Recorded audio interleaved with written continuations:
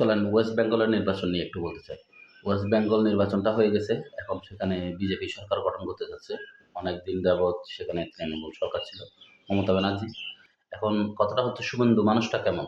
আর এই নির্বাচনটা আসলেই কি নির্বাচন হয়েছে? না, এই নির্বাচন কমিশনারের যে ভূমিকা নিয়ে এতদিন এরা বলতেছে, এটা নিয়েও আমরা একটু বলতে চাই।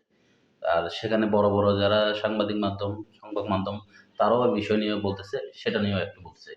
প্রথমত বলতে চাই এই শুভেন্দু অধিকারী। এই শুভেন্দু অধিকারী মানুষটা হচ্ছে প্রচণ্ড রকম ইসলাম বিদ্বেষী মানুষ। সে মোটেও ইসলামকে ন্যূনতম আপনি ধরতে পারেন 0.5% ও ইসলামকে সম্মান করে না। এরকম একটা মানুষ এখন ওয়েস্ট বেঙ্গলের মুখ্যমন্ত্রী হতে যাচ্ছে বা হয়ে গেছে। তো আর উনি আসলেই একটা সমস্যা তো ক্রিয়েট হবেই। বিজেপি সরকার আমাদের বাংলাদেশের এত কাছে যদি চলে আসে, তাহলে সেখানেও একটা সমস্যা শুরু হবে, নতুন সমস্যা। হতে পারে বড় আকারের এখানে আবার পুশব্যাক হতে পারে বাংলাদেশে। এতদিন ছোট আকারে রাতের অন্ধকারে পুশব্যাক করছে। এখন বড় আকারে পুশব্যাক হতে পারে যেহেতু তাদের সরকার। দ্বিতীয়ত হচ্ছে এই নির্বাচন নিয়ে প্রশ্ন আসছে অনেকগুলা। এই প্রশ্নগুলো অনেকে উঠাইছে। রাহুল গান্ধী অনেক আগে থেকেই বলতেছিল এই নির্বাচন কমিশনারকে কোন রকম বিশ্বাস করা যাবে না। এবং আপনি দেশভক্ত যদি দেখেন আকাশ ব্যানার্জি উনিও এই বিষয় নিয়ে অনেকভাবে খোলাসা করছে, অনেক এপিসোড বানাইছে। দুবরাটিকেও দেখেন উনিও অনেকগুলো বিষয় বলছে। এখন এই নির্বাচনটা গ্রহণযোগ্যতা কতটুকু? এটা হচ্ছে কথা।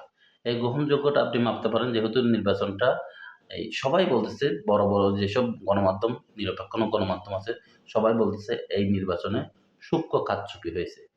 বড় ধরনের কারচুপি হয়েছে। সেটা হচ্ছে আপনার এই নির্বাচনের আগে প্রায় ৩০ লক্ষেরও অধিক মানুষকে নির্বাচনের ভোটার লিস্ট থেকে বাদ দেওয়া হয়েছে।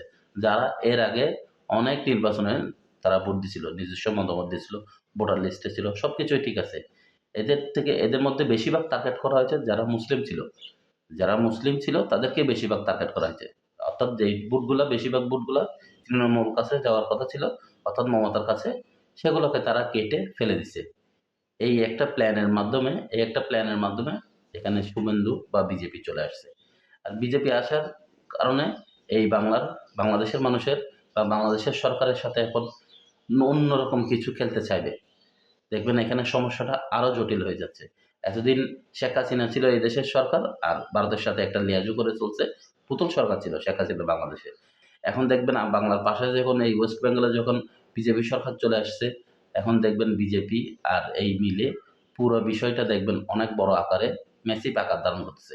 এইজন্য আমরা এখন শঙ্কিত। আমরা এখন খুবই আশঙ্কার মধ্যে আছি কি করতে চাচ্ছে।